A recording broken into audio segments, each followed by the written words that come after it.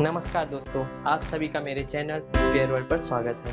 मैं अंकित सिंह आज आपको भारत और नेपाल के बीच काला पानी सहित लिपुलेख क्षेत्र में जो सीमा विवाद पैदा हुआ है उसके बारे में पूरी जानकारी देने वाला हूँ। इस वीडियो को अंत तक जरूर देखिए।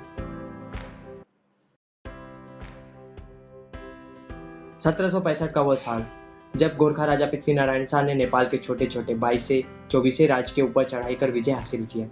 इन लड़ाइयों के पश्चात उन्होंने 3 वर्ष बाद कांतीपुर, पाटन व भादगांव के राजाओं को हराया और अपने राज्य का नाम गोरखा से नेपाल में परिवर्तित किया। तथापि उन्हें कांतीपुर विजय में कोई युद्ध नहीं करना पड़ा।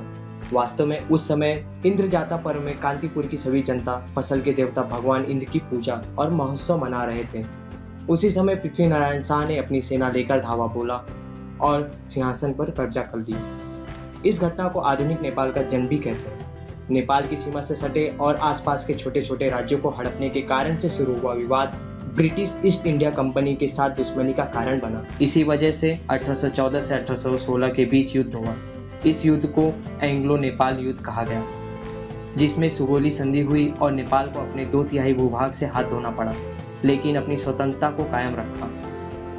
दक्षिण एशिया मुल्कों में यही एक खंड है जो कभी किसी बाहरी आक्रमणकारी और उपनिवेशों के अधीन में नहीं आया। सुगोली संधि के बाद पश्चिम में महाकाली और मेची नदी के बीच सिमट गया, लेकिन अपनी स्वाधीनता को बचाए रखने में नेपाल सफल रहा। 1860 में राजा जंग बहादुर से खुश होकर भारतीय सेना विद्रोह को कुचलने में नेपाली सेना का भरपूर सहयोग मिला, जिसके बदले अंग्रेजों ने राप्ती नदी से महाकाली नदी के बीच का तराई हिस्सा नेपाल को लौटाया। लेकिन सुगोली संधि के बाद नेपाल ने जमीन का बहुत बड़ा हिस्सा गंवा दिया। यह क्षेत्र अभी उत्तराखंड और हिमाचल प्रदेश में सम्मिलित है।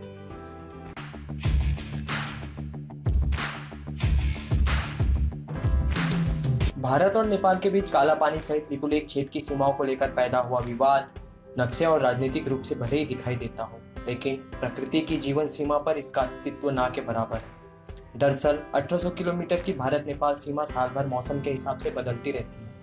यहाँ ऐसी कोई रेखा नहीं है जिसे आधार मानकर कहा जाए कि यह हिस्सा नेपाल का है और यह भारत का। ठंड के दिनों में यहाँ नदियाँ जम जाती हैं और भूगोल बदल जाता है। वहीं गर्मी के दिनों में यह नदियाँ पिघलकर सीमा को नया आकार दे देती हैं, जबकि मानसून में बाढ़ के कारण इस सीमा का ना कोई आकार रहता है ना वजूद।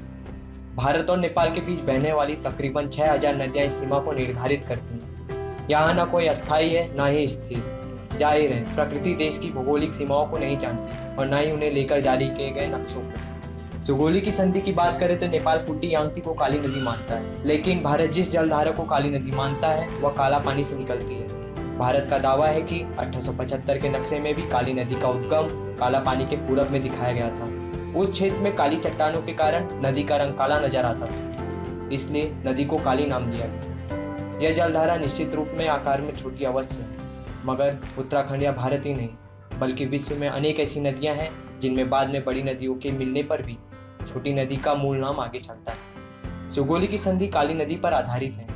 इस संधि के अनुसार यह नदी भारत और नेपाल की सीमा का काम करती है। भारत और नेपाल दोनों देशों में इस नदी का बहुत अधिक महत्व है। काली नदी काला पानी से निकलती है। यहाँ एक मंदिर है। प्रत्येक मानसरोवर यात्री काला पानी में रुकता है। लोगों में इस जगह के लिए वैसा ही विश्वास है जैसा गंगा जी और यमुना जी के उद्गम स्थान गंगोत्री और यमुनोत्री के लिए है। नेपाली लोगों का मानना है कि कुटी यांगती को काली नदी के मुख्य स्रोत के रूप में मानना चाहिए, लेकिन सार्वजनिक तौर पर सुगोली संधि बहुत अलग है। रोटी बेटी के साथ वाले नेपाल में अचानक से भारत विरोध की आंच तेज हो गई है। लिम्पियाधुरा, लिपुलेख, काला पानी को लेकर दोनों देशों के बीच विवाद है। नेपाल का नया नक्शा जारी करने के ऐलान के बाद नेपाली प्रधानमंत्री केपी शर्मा ओली ने भारत पर सत्य में विजयते का तंज कसा। यही नहीं, नेपाल इन इलाकों में अपनी हथियारबंद उपस्थिति भी बढ़ा रहा है। भारत और नेपाल के बीच विवाद की शुरुआत 1816 में हुई थी। तब ब्रिटिश हुकूमत के हाथों नेपाल के राजा कई इलाके हार गए थे। इसके बाद सुगोली की संधि हुई, जिसमें उन्हें सिक्किम, नैनीताल, दार्जिलिंग, लिपुलेख, काला पानी को भारत को देना पड़ा था।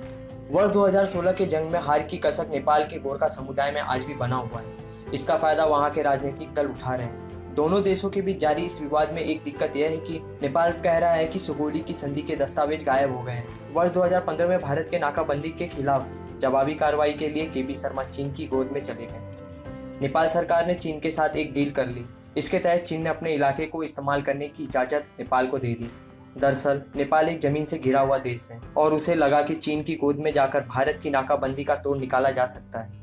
चीन ने थियांजिंग, सेंगजेन, लियानियूगेंग और सियांगजियांग इन इलाकों के इस्तेमाल की अनुमति नेपाल को दी है।